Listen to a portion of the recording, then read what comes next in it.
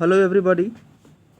In this video we are going to study the third poem of class 12 English. It's keeping quiet. मतलब कि शांत रहना. अब शांत रहने का हमारे लाइफ में क्या इम्पोर्टेंस है? This is something that forms the content of the poem. हम लोग अपने लाइफ में किसी न किसी काम में इंगेज रहते हैं, whether we think about its utility और not. It may be something useful or useless, but we all the time are engaged in some work. The poet advocates, the poet provokes us that we should take out certain time for ourselves where we shall all be quiet in our actions. जब कि हम कोई actions नहीं करते रहें और सिर्फ शांति से खुद को इंट्रोस्पेक्ट कर सकें, अपने भीतर की पॉसिबिलिटीज़ को मेडिटेशन के थ्रू बाहर लाने की कोशिश कर सकें.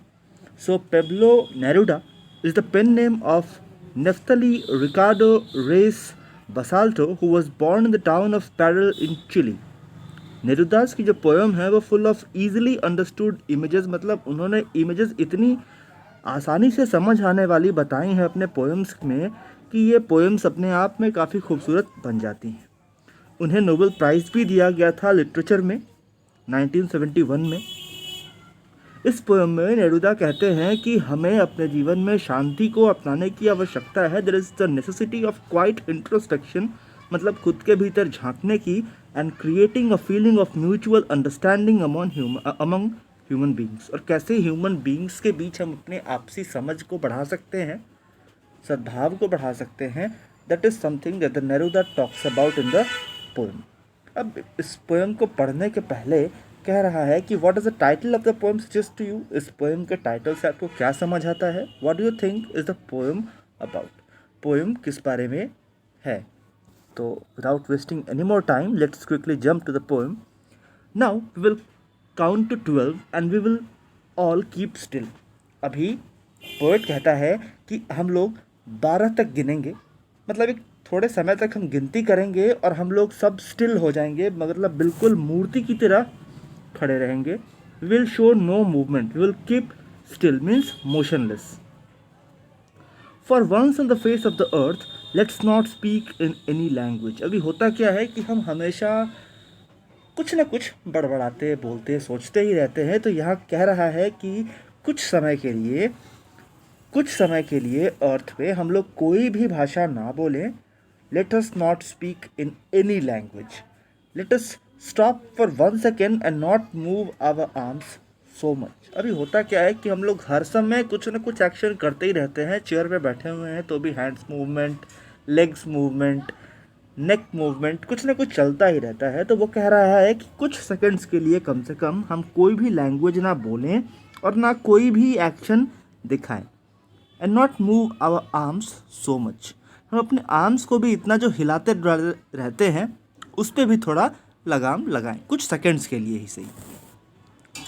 अब इसके बाद पोएट कहते हैं कि it would be an exotic moment. Exotic मतलब बिल्कुल काफ़ी खुशी देने वाला moment. It would be an exotic moment without rush, without engines, we all be together in a sudden strangeness. अब वो कहते हैं कि ये बहुत ही एग्जॉटिक मोमेंट होगा जब कोई भीड़ भाड़, कोई इंजन्स की आवाज़ नहीं होगी और हम लोग एक साथ होंगे. एक सडन स्ट्रेंजनेस मतलब एक ऐसे फीलिंग को हम लोग इन्जॉय कर रहे होंगे जो हमने अब तक की ही नहीं है.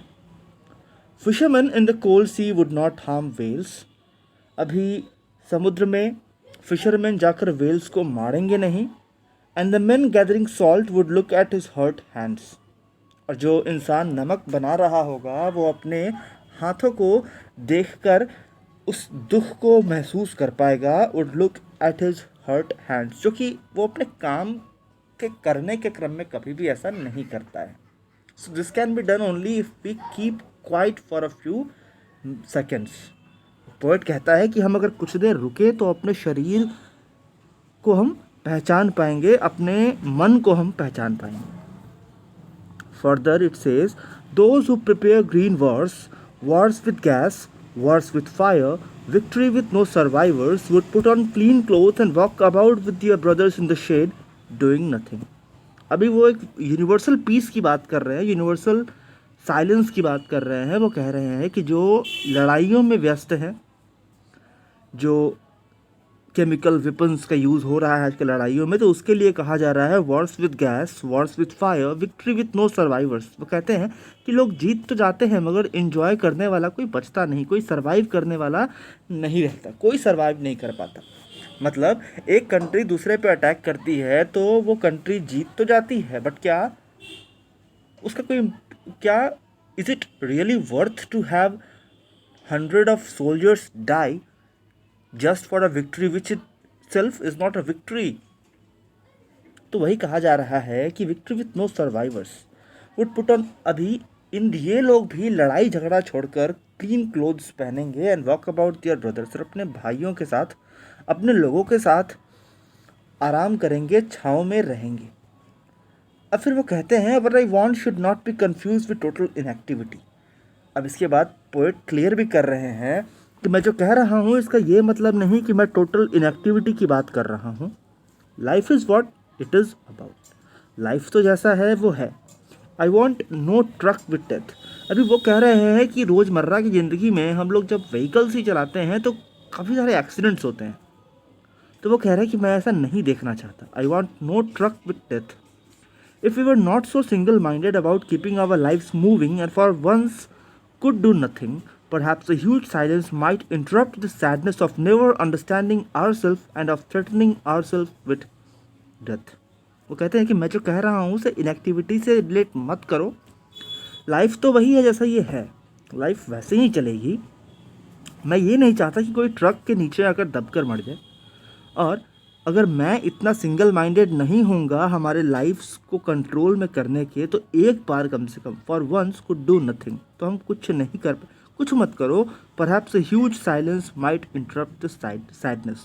वो कहते हैं कि अगर और कुछ नहीं कर सकते हो शांति को कायम करने के लिए, तो बस कुछ मत करो, थोड़ी देर के लिए शांत हो जाओ। Perhaps a huge silence might interrupt the sadness. और जो हमारे लाइफ में जो सैडनेस है उसको यही शांति दूर कर देगी, उखाड़ फेंकेगी। Perhaps the earth can teach us as when everything seem dead and later proves to be alive. शायद अर्थ ही हमें सिखा दे कि हर कोई चीज़ डेड जो होती है वो आखिर बाद में जीवित होती ही है। Now I will count up to 12 and you keep quiet and I will go. अब वो कहता है कि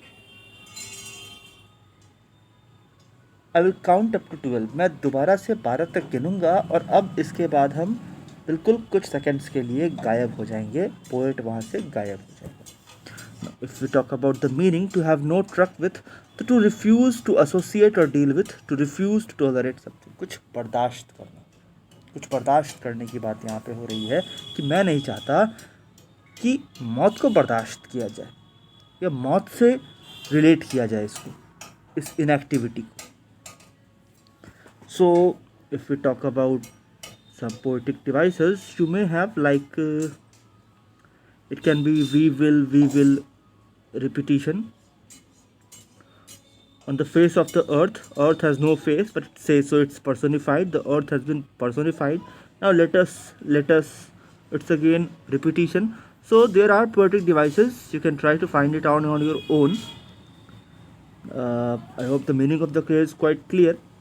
और अगर आप ये भी देखो कि आपने लॉकडाउन में यही पीस इंजॉय किया भी है, जब सभी अपने अपने घरों में कैद थे, we were all in our houses and the atmosphere, you could see और you could read in the newspapers और news columns that there was changes in the atmosphere, everything became casual, everything became calm and peaceful in that time, apart from corona. So that's all for this video. I hope the explanation was quite helpful to you. We shall meet again with next videos of the book. Till then, thanks and goodbye.